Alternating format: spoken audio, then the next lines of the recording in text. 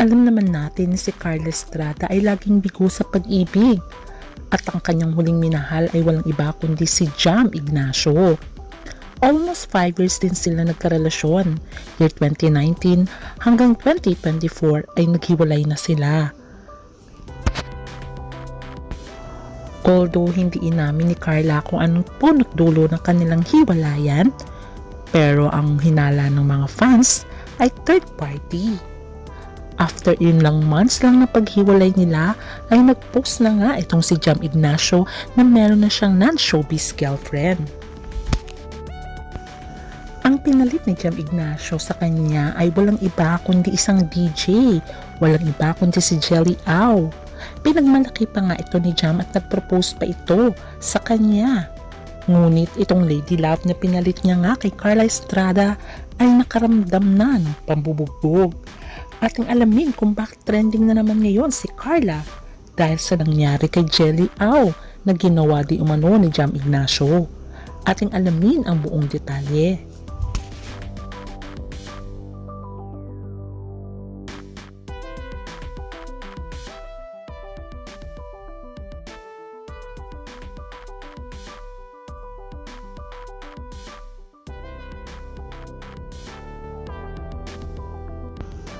Although hindi naman ganun ka-successful si Carla sa kanyang pag-aartista, ganun naman ka-successful ang kanyang anak na walang iba kundi si Daniel Padilla. Siya ay tinuguri ang Queen Mother ni Daniel Padilla dahil sa kasikatan ng kanyang anak, lalo na ang team up nila ni Catherine Bernardo.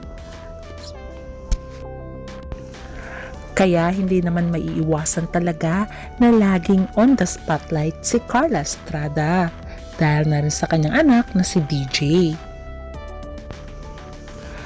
Pero kahit failed ang laging relationship ni Carla sa mga ama ng kanyang anak ay naging mabuting ina ito sa kanyang mga anak. Kaya naman maraming natuwa nang magkaroon siyang muli ng bagong pag-ibig sa katauhan nga ni Jam Ignacio. Noong time na magkakilala si Jam at si Carla ay 38 years old na siya samantalang si Carla ay 45 years old. Isa siyang businessman and accountant from Makati. At sinabi nga ni Jam na hindi mahirap mahalin ang isang Carla Estrada. Pero nang tanungin si Daniel tungkol sa relationship ng kanyang ina at si Jam, syempre bilang anak ka at nakita mo hindi agad ayos. Syempre ngayon iba na hindi na ako bata din ayon kay Daniel. Sinabing niya rin na masaya lang ako kay mama ngayon. Yeah, she's very happy and I think she's in love and that's good. Ayon pa nga sa aktor. Sinabi niya nga lang na gusto niya lang maging masaya ang kanyang ina. Kung si Jam ang nagpapasaya sa kanyang ina ay wala naman silang magagawa. Basta ang nais lang nila na maging masaya ang kanyang nanay. Inamin ni Daniel na siya ang tumayong tatay at nanay namin. Kaya ang hirap ikumpara sa isang lalaki, siguro kailangan niya ng mas tamed na lalaki. Masyado mataas ang airmat ko, hindi siya pwedeng sabayan kasi hindi niya kakayanin para balanse ayon pa kay Daniel. According to Daniel, he can see that Jam fits his mom personality. Kaya naman approve na siya sa akin, ayon pa kay Daniel. Ang akala nga ng lahat ay mauuwi na sa kasalan ng relasyon ni Carla at Jam, pero nauwi rin sa hiwalayan ang almost 5 years nilang relasyon dahil sa isang non-showbiz girl na walang iba kundi isang DJ. Ito ay walang iba kundi si DJ Jelly Au, kung saan ay ipinost pa nga nila ang kanilang sweet moments nitong si Jam Ignacio. At sabi pa nga ng mga netizens ay parang nang-aasar pa itong Jackie na ito at ganoon din ang ex ni Carla dahil post ng mga sweet moments nila sa Instagram account. Akala naman nila ay maaapektuhan si Carla sa mga pinaggagawa nila ayon sa mga fans. Ang nakakaloka pa ay nang biglang mag-post itong Jelly Au sa kanyang Instagram at tinawag niyang mommy si Carla. At ang sabi niya, huwag mong damay work ko, nananahimik ako mami. Kaya naman maraming nagulat sa Instagram story ni Jelly na para daw ang direktang binanggit ay walang iba kundi si Carla Estrada na ina ni Daniel Padilla. Kaya marami talagang nagulat na talagang pinanghalanan niya pa si Carla at ang sabi niya, Carla Estrada, nananahimik ako, wag mo damay work ko. Kaya naman marami talaga ang nagulat sa post na ito ni Jelly dahil nananahimik naman si Carla. At saka bakit pa siya nai-insecure kay Carla, engaged na nga ito kay Jam Ignacio. So, ayon sa mga fans, anong pinagpuputok ng butche na ito kay Carla? Kaya pati ang engagement ay talagang pinalandakan niya pa sa social media na siya ay engaged na. At sinabi pa nga niyang mahal na mahal kita.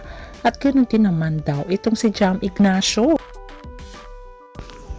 Kaya naman nagulat ang lahat nang mag-post itong club DJ Jerry Au na siya ay pinugbog ni Jam Ignacio. At ayon pa nga sa Facebook post, bigla na lang pinagsasapak, binugbog habang pauwi ate ko. Walang kalaban-laban sa loob ng nakalak na sasakyan. Sa post mismo ni Joao na kapatid ni Jelly ay inakusahan niya si Jam na di umano ang may kagagawa ng nangyari kay Jelly. Sabi pa nito hindi niya alam ang dahilan kung bakit bigla-bigla na lang pinagsasapak at binubugbog ni Jam ang kanyang ate na si Jelly. Mabuti na lamang daw at nakasigaw si Jelly sa isang toll gate na kanilang nadaanan at nailigtas ng mga pulis. Ayon pa sa kwento ng kanyang kapatid, lumabas na sa loob ng sasakyan sina Jam at Jelly nang mangyari ang insidente. Una sa lahat, kung ano man ang ginawa ng ate ko, wala ka ni anumang karapatan. Dampian ng kamay yung ate ko. Ang kapal naman ng mukha mo, Jam Ignacio. Ayon sa kanyang kapatid. Ayon pa sa kwento ng kapatid ni Jelly ay sinabi niyang hindi makahingi ng tulong ang ate ko dahil kinuha mo yung cellphone. Buti na lang hindi nabasa yung RFID sa toll at nakasigaw yung ate ko pagbaba ng bintana at nakahingi ng tulong sa teller sa toll gate. Ngayon tinakbuhan mo yung mga pulis. Wala kang awa, demonyo, mapapatay mo na ang ate ko. Update ko po ang ate, nagpamedical na kami ngayon at At sinabi niya nga din na magkikita tayo sa kulungan. Nag-post na nga rin si Jelly sa kanyang FB post at ang sabi niya, Happy Valentine's. Jam Ignacio, mapapatay mo ko. Wala akong ginawang masama para ganituhin mo ko. Halos mamatay ako sa ginagawa mo. Ipapakulong kita. Ayon pa sa kapatid ni Jelly ay wala naman daw silang pinag-awayan. Kaya naman nagtataka ang kanyang ate, bigla siyang binubugbog nito. At ayon pa sa mga netizens ay masaya naman daw ang post nitong si Jelly na nag-date pa nga daw sila ni Jam. Kaya nagulat na lamang sila na ito na ang bugbugan, bigla ay nag-trending na. Kaya naman ang mga netizens ay masaya para kay Carla Estrada dahil buti na lamang hiniwalay niya na itong si Jam Ignacio. Para daw ito war freak at buti na lamang ay nakawala na ito. Although hindi magandang paghiwalay ni Jam at Carla, pero marami rin ang naaawa kay Jelly kasi kahit naman sinong babae ay hindi deserve na bugbugin ng boyfriend lamang dahil sabi nga nila ay ito ay pang-aabuso. Kaya naman naaawa din daw sila kay Jelly at dapat lamang nitong kasuhan si Jam Ignacio. Until now ay wala pa ring explanation kung ano ba talaga ang punot dulo na nangyari ang bugbugan. Dahil hanggang ngayon ay hindi nagsasalita si Jam Ignacio sa pangyayari. Abangan na lang natin ang susunod na kabanata. For sure maraming manghingi sa opinion ni Carla. Knowing Carla na tinawag nga siyang Queen Mother ay maaawa din ito for sure kay Jelly. At syempre sasabihin niya na dapat ipaglaban ng karapatan at walang sino man ang pwede mang abuso sa mga kababaihan. Kaya sabi ng mga netizens, buti na lang hindi ka pa nagpakasal. fiancé pa lang kayo. Buti na lamang at nangyari na ito. Dahil paano pagkasal na kayo, mas kawawa ka. Kaya naman ay dapat ipaglaban mo ang ginawa sa'yo ni Jam Ignacio.